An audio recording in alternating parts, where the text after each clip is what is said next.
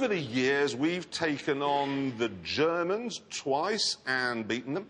We've beaten the Spanish, the French, the Zulus, I mean, pretty well everyone. We are unstoppable.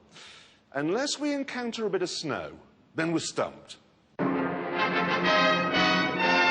the olden days, we used to have proper winters. Even tall people were buried and whole towns disappeared. But we battled the elements with our black and white lorries and our steely resolve. Now, though, we're told to stay at home every time the wind gets a bit brisk. Good evening and welcome to North West Tonight. Winter hit the region with a vengeance today. Some people seem to be panicking a bit. There are reports of shoppers clearing shelves of flasks, duvets and gloves. British Gas is warning there could be thousands of emergency calls in the coming days. Honestly, the way they were going on back in January, you would have thought it was time to build an ark. Batten down the hatches and wrap up warm, because Arctic weather's on the way. If journeys are not necessary, then people shouldn't travel. Make sure you've got some warm clothes with you. And what did we get after all their warnings? This. Not exactly Alaska, is it? Still, it provided us with an ideal opportunity to test a new estate version of Jaguar's X-Type. So why is an estate car so important in the snow? Well, in the olden days, they used to let you go out there with nothing more than a jumper and a shovel. But these days, the health and safety people say you need rather more than that if you're going to deal with these treacherous conditions. They say that you should take a tow rope, obviously, a rag to tie to your aerial in case you get covered by a drift, a torch, some warm clothing, carpet to put under the tyres if you get stuck, a mobile phone charger, first aid kit, obviously, plenty of water. Good. That's what they say, but I think you'd probably go further without being stupid. Andy McNab, for instance, he'd be a good idea. It doesn't have to be Andy McNab himself. Anyone from the SAS will do. Anyone with a knowledge of how to build a rudimentary shelter and drink their own wee. Ray Mears, he'd do. Thermos, stove for cooking, some kindling. Food, I've got a lot. Soup, curry, chocolate. I think some skis would be a good plan. Spare fuel. Sorry, mate. Put the shovel on you. And the hip flask. So, with a pile that size, it's a good job that the X-Type estate has a bigger boot than the BMW 3 Series estate, the Audi A4 estate, and the Mercedes C-Class estate.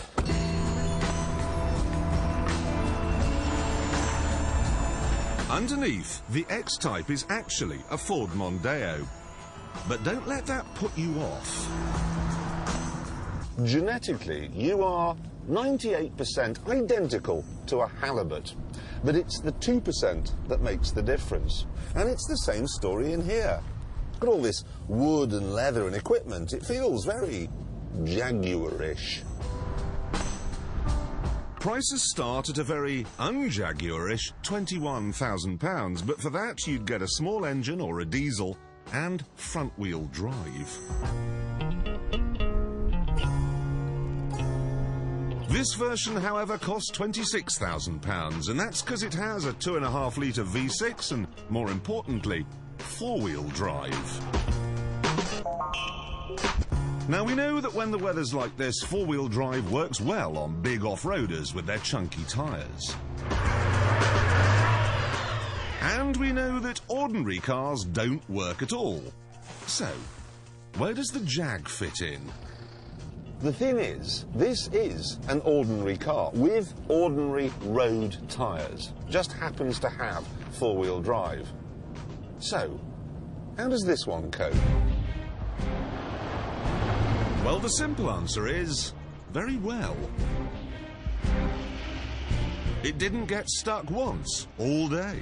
It laughed in the face of the weathermen and the police and the AA with their advice to stay at home. And I'm not surprised by this. Once, many years ago, I actually drove an X-Type saloon down a ski slope. And coming up now is some footage of it. The Jag may have a very rudimentary four-wheel drive system. There are no torque-sensing diffs and no active yaw control. It doesn't even have particularly high ground clearance. It's just a car. But even so, I made it down the mountain. We know it works on snow and ice, but better still, it keeps on working on roads like this, roads that have been gritted.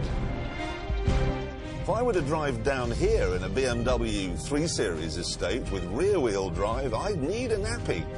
But in this, I feel relaxed. There are none of those heart-stopping moments where the wheels hit the slush, you know, and it all suddenly goes twitchy. It doesn't, it just tracks straight and true. Honestly, I could be driving along this road at nearly 60 miles an hour, doing a little light embroidery to pass the time. In the advertisements for this car, Jaguar suggest it would be an ideal tool for your family skiing holiday. But if you have one of these, you don't need to go to the Alps.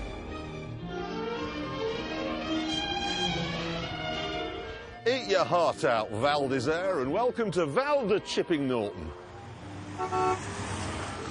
This is the best ski lift I've ever been on. Morning. You well? You well? Yeah, no, having a good day. And this is the great thing, you see, is I can adjust the speed of my lift by shouting at the driver. Faster! Yes. Oh, yes. Oh, yes. OK, that'll do. Thank you. Nice speed.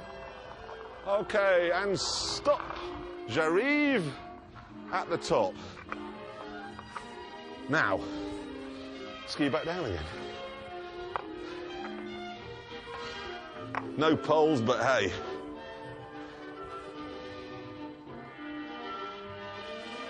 I need a bit more gravity.